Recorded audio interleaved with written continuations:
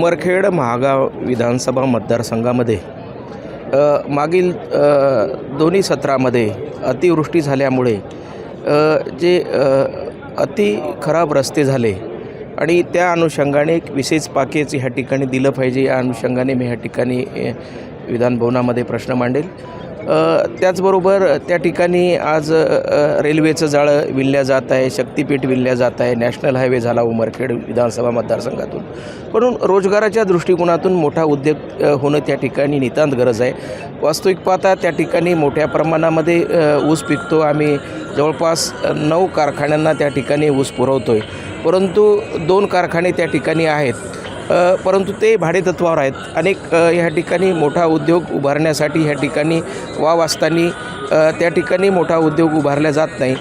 ह्या बाबतीत मी प्रश्न विचारला आणि त्या ठिकाणी मोठा उद्योग उभा राहील ह्या दृष्टिकोनातून पाठपुरावा करेल।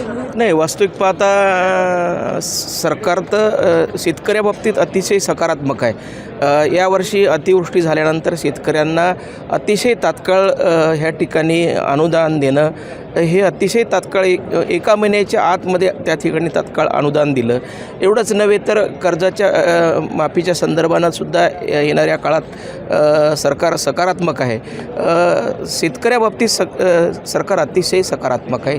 अनेक योजना ह्या ठिकाणी आणलेल्या आहेत। महाराष्ट्राची नव्हे तर देशाची प्रगती या 10 ते 11 वर्षामध्ये अतिशय उत्कृष्ट मोठ्या प्रमाणात या ठिकाणी वाटचाल चालू आहे।